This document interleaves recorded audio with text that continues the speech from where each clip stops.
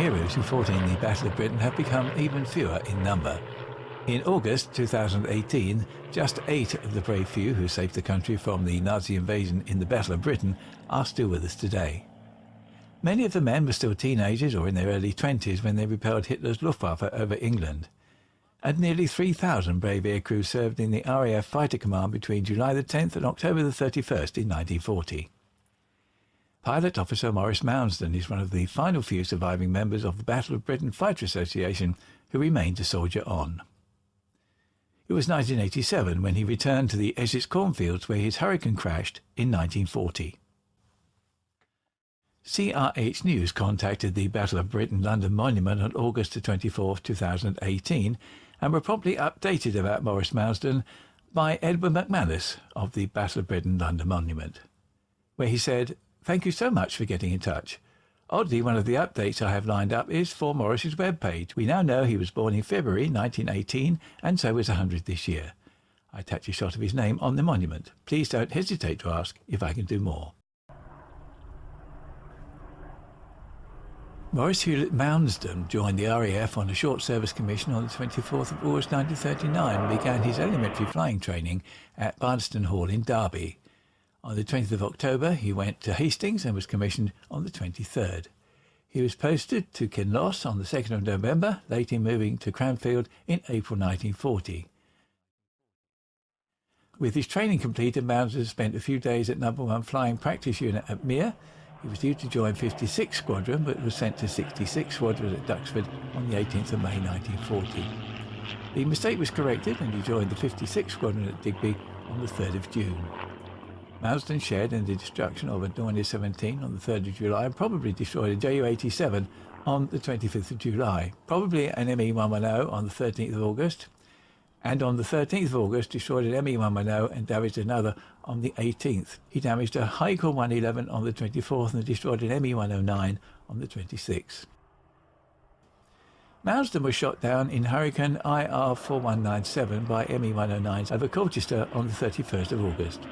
He was picked up by local villagers and a nurse cared for him until he was moved to Black Notley Hospital near Braintree, which at the time specialised in plastic surgery. He spent the next 9 months in various hospitals and became a guinea pig from a stay at Queen Victoria Hospital, East Grinstead. The ex-RAF flying officer paid a nostalgic return to the village which he last saw on the morning of Saturday, August the 31st, 1940. He saw the exact spot where his North-Wheeled fighter, number R4197, pancaked into a field and the path his parachute took some way away, bringing him safely to Earth.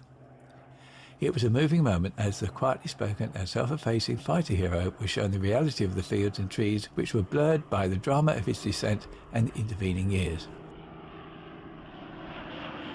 "I was on fire. There was only one thing to do, and that was to get out as fast as possible," he said. His Hawker Hurricane had been hit in the gravity fuel tank just behind the dashboard by a German cannon shell. It exploded and blew petrol into the cockpit, which instantly caught fire.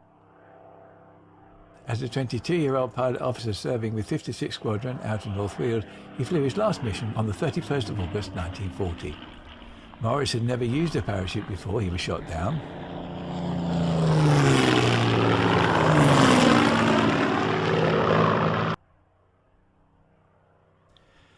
Early arrangements for Maurice's return were made by Lieutenant Rayner, RN, who unfortunately could not be present.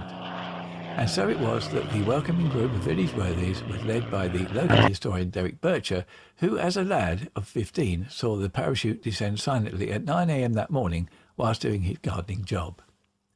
Another eyewitness was Martin Hill, whose late father's car was commandeered by head ARP warden Charlie Wright and Arthur Day, both sadly deceased, to hunt for the pilot. Discovering the airman was English and very badly burned, they rushed him to Dr. Barber's surgery at Great Dumbo, from where he was taken by ambulance to Black Notley Hospital, said Derek.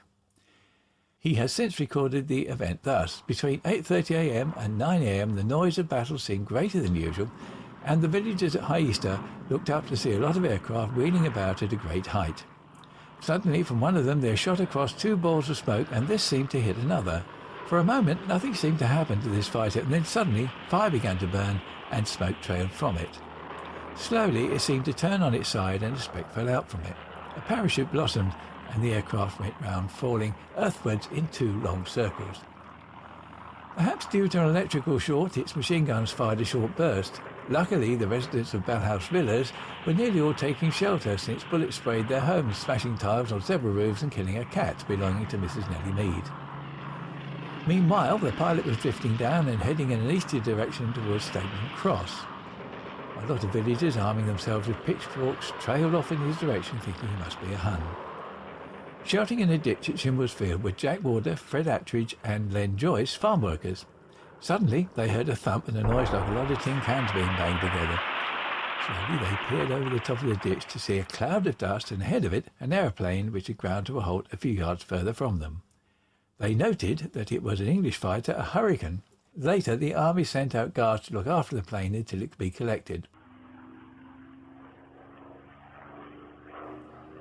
The Hurricane was probably cannibalised and scrapped. The sole surviving known part of it, a pristine landing lamp, was recently donated to the Kent Battle of Britain Museum by Martin Hill.